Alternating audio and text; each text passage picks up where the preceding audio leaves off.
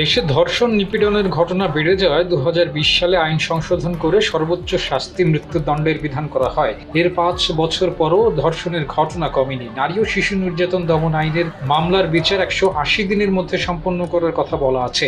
তবে প্রায় 33,000 মামলা 5 বছরের বেশি সময় ধরে অধীনস্থ আদালতে বিচারাধীন রয়েছে। বিচারের দীর্ঘসূত্রিতা থাকায় আসামিরাও আদালত থেকে জামিনে বের হয়ে যাচ্ছেন।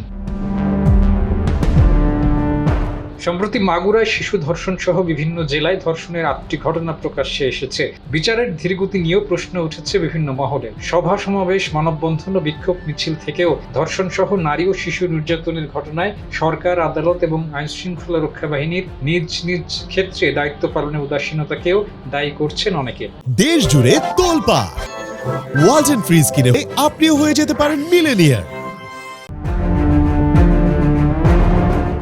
সুপ্রিম কোর্টের জ্যেষ্ঠ এক আইনজীবী বলেছেন, রাজনৈতিক মামলাগুলোর বিচারে সরকার বিশেষ আদালত স্থাপন করেছে, অতীতেও হয়েছে, কিন্তু নারী ও শিশু নির্যাতনের জন্য ট্রাইব্যুনাল গঠন করে সংশ্লিষ্টরা দায় এড়িয়েছে।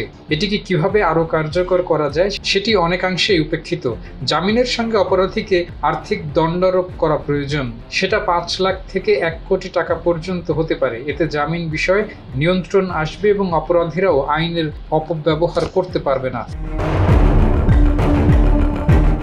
2020 সালের 27 সেপ্টেম্বর সুপ্রিম কোর্টের জারি করা পরিপত্রে বলা হয়, এ সংক্রান্ত ট্রাইব্যুনাল যদি 180 দিনের মধ্যে মামলা নিষ্পত্তি করতে ব্যর্থ হয় তাহলে কারণ সংবলিত প্রতিবেদন 30 দিনের মধ্যে সুপ্রিম কোর্টে দাখিল করবে। আইনটি যথাযথভাবে অনুসরণ করতে নারী ও শিশু নির্যাতন দমন ট্রাইব্যুনালের বিচারক, পাবলিক প্রসিকিউটর এবং তদন্ত কর্মকর্তাদের প্রতি নির্দেশ দেওয়া হয়। তবে সুপ্রিম কোর্টে খোঁজ নিয়ে দেখা গেছে এক্ষেত্রে 2-4টির বেশি নজির নেই।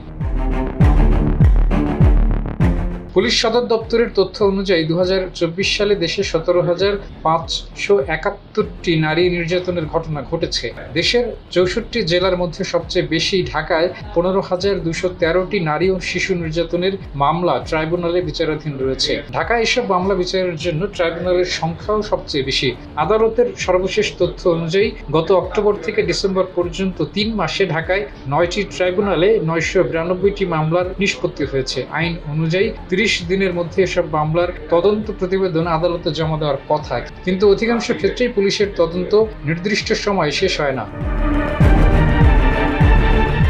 এ প্রসঙ্গে মহিলা পরিষদের সভাপতি ডক্টর ফাউজিয়া মুসলিম বলেন, আইন শৃঙ্খলার ভঙ্গুর অবস্থার কারণে নারী ও শিশু নির্যাতন আইনে হওয়া মামলাগুলোর বিচার হচ্ছে না। অনেক ঘটনা প্রকাশ্যেই আসছে না। পুলিশ রাজনৈতিক পরিস্থিতি মোকাবেলা নিয়ে ব্যস্ত। অথচ সুশাসন প্রতিষ্ঠা করতে হলে মানবাধিকারকে সর্বোচ্চ গুরুত্ব দিতে হবে। নারী ও শিশু নির্যাতন সংক্রান্ত মামলাগুলো তদন্তের জন্য আলাদা পুলিশ নিয়োগের ব্যবস্থা থাকা উচিত বলে মনে করেন মহিলা পরিষদের সভাপতি।